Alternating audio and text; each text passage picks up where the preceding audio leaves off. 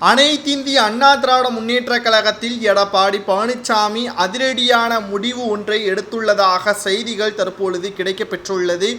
வேலுமணி அவர்களை உடனடியாக அதிமுகவில் இருந்து நீக்குவதற்கான ஏற்பாடுகளை அவசரமாக எடப்பாடி பழனிசாமி அவர்கள் செய்து வருகிறார். காரணம் என்ன என்பதை இந்த வீடியோவில் முழுமையாக தெளிவாக நாம் பார்க்க போகிறோம். ஏற்கனவே அதிமுக இரு அணிகளாக பிரிந்திருக்கிறது. ஒன்று ஓபிஎஸ், எடப்பாடி. இதில் எடப்பாடி பழனிசாமி அதிமுகவின் தலைமை என்றே கூறலாம். இந்த சூழ்நிலையில் மூன்றாவது அணியை உருவாக்குவதற்காக எடப்பாடி பழனிசாமி அவர்கள் தலையில் மிகப்பெரிய ஒரு இடிவிலும் அளவிற்குத்தான் வேலுமணி அவர்கள் அதிமுகவில் மிகப்பெரிய அளவிலான ஆதரவுகளை திரட்டி வருகிறார். காரணம், அதிமுக நடந்து முடிந்த மக்களவைத் தேர்தலில் எடப்பாடி பழனிசாமி அவர்கள் ஜோசியரை நம்பிதான் வேட்பாளர்களை நிறுத்தியதாகவும் எந்த ஒரு நடவடிக்கைகளை மேற்கொண்டு வருவதாகவும் இது மிகப்பெரிய ஒரு தலைமை எடுக்கக்கூடிய முடிவாக கிடையாது. ஏனென்றால் அதிமுகவின் தலைமை என்பது மாவட்ட செயலாளர்கள் முதல் அடிமட்ட தொண்டன் வரை என்ன நினைக்கிறார்கள் என்பதை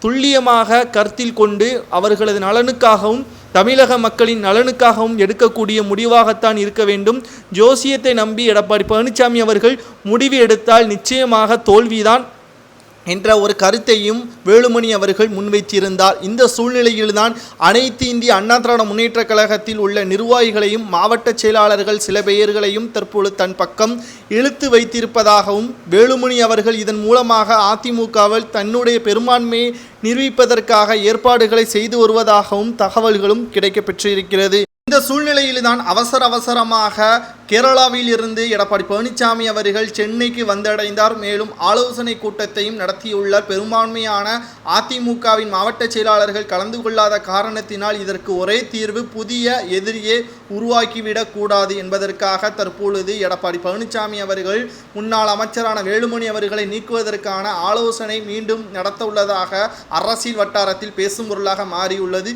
தனக்கு எதிரியாக யாரெல்லாம் இருக்கிறார்களோ அவர்களை எல்லாம் அதிமுகவிலிருந்து நீக்கினால் அது நிச்சயமாக திமுகவிற்குத்தான் மிகப்பெரிய ஒரு சாதகமாகவும் ஆட்சியை தக்க வைத்துக் கொள்வதற்கான முடிவாகவும் அமையும். ஏற்கனவே எடப்பாடி பழனிசாமி அவர்கள் எடுத்த முடிவின் காரணமாகத்தான் ஓபிஎஸ், டிடிவி தினகரன், சசிகலா இவர்களை உருவாக்கியுள்ளார். இது அதிமுகவின் வீழ்ச்சியும் திமுகவின் வளர்ச்சியுமாகத்தான் மாறியிருக்கிறது. இந்த முடிவு எடப்பாடி பழனிசாமி அவர்கள் எடுப்பது சரியா தவறா என்பதை கமெண்ட் வாயிலாக மறக்காமல் கூறுங்க. நன்றி, வணக்கம்.